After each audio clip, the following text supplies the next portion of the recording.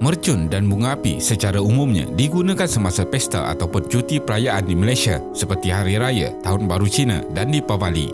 Negara Malaysia sudah mempunyai undang-undang berhubung pengharaman mercun dan bunga api sejak dahulu lagi di bawah Akta Letupan 1957. Namun, saban tahun menjelang perayaan Aidilfitri terutamanya akan berlaku kes kecederaan, kehilangan anggota badan atau lebih dahsyat lagi, kematian disebabkan letupan mercun. Baru-baru ini pada 29 April 2021, akhbar melaporkan seorang pelajar berumur 16 tahun putus dua jari kanan akibat bermain mercun bola secara bersendirian di kawasan rumahnya di Rantau Panjang, Kelantan. Dari sudut agama Islam pula, ianya adalah satu pembaziran wang ringgit dan Islam pada prinsipnya membenarkan umatnya untuk berhibur tetapi dalam batasan.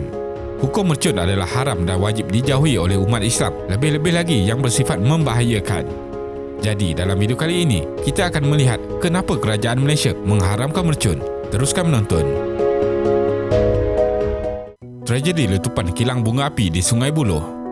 Pada kira-kira jam 3.45 petang 7 Mei 1991, penduduk di kawasan Sungai Buloh, Selangor dikejutkan dengan satu letupan yang sangat kuat. Sebuah kilang mercun iaitu Bright Sparkle Sendirian Berhad yang beroperasi di Sungai Buloh terbakar dan meletup secara tiba-tiba. Letupan yang sangat kuat ini menjadi salah satu tragedi merah yang akan diingati rakyat Malaysia dengan gelaran seakan Hiroshima kecil, di mana telah mengubah polisi undang-undang negara berkaitan penjualan mercun sehingga ke hari ini. Berdasarkan laporan polis, 3 kali letupan besar berlaku, yang mana letupan kedua berjarak 10 minit daripada letupan pertama dan letupan ketiga adalah letupan yang paling kuat, berlaku kira-kira 5 minit selepas letupan kedua. Gegaran dirasai sehingga hampir 7 km dari lokasi kilang dan telah menyebabkan harta benda di kawasan perumahan berhampiran musnah. Beberapa kilang lain di kawasan berdekatan juga turut terbakar. Letupan ini dikatakan berpunca daripada 200 tan belerang di dalam kilang terbakar. Kebakaran yang berlaku amat besar dan memerlukan hampir 50 anggota bomba untuk memadam api sehingga ke larut malam. Kilang mercun yang telah beroperasi secara haram sejak tahun 1978 ini juga mempunyai tempat simpanan bahan bakar letupan yang besar di bawah tanah. 2 daripada stor simpanan itu meletup dengan meninggalkan kesan seperti kawah sedalam kira-kira 6 meter. Siasatan juga mendapati kebakaran di kilang mercun itu berpunca daripada bahagian makmal yang menjalankan kerja-kerja menguji mercun yang siap untuk dipasarkan. Kelalaian berlaku apabila pihak kilang menjalankan ujian bunga api bukan di tempat khas sehingga terkena longgokan simpanan mercun dan bunga api yang terletak berhampiran, seterusnya menyebabkan letupan semakin merebak di dalam kilang. Kebakaran juga menyebabkan pelepasan gas toksik beracun ke udara dari sisa kimia selama beberapa hari. Tragedi letupan ini telah meragut banyak nyawa, namun hanya 26 orang jasad sahaja yang berjaya ditemui, manakala 103 orang cedera dan selebihnya yang rentung gagal dijumpai. Kilang ini juga didapati telah menyalahi undang-undang dengan menggunakan pekerja di bawah umur. Tragedi letupan ini membawa kepada perubahan polisi negara untuk terus mengharamkan sebarang aktiviti mercun, termasuklah sempena perayaan. Kemudian di Jabatan Bomba dan Penyelamat, unit hazmat telah ditubuhkan bagi menangani bahan kimia seperti pengendalian tumpahan bahan kimia berbahaya, kebocoran radiasi, pemadaman api yang mempunyai unsur kimia berbahaya dan menangani CBRNE. Undang-Undang Larangan Bermain Mercun.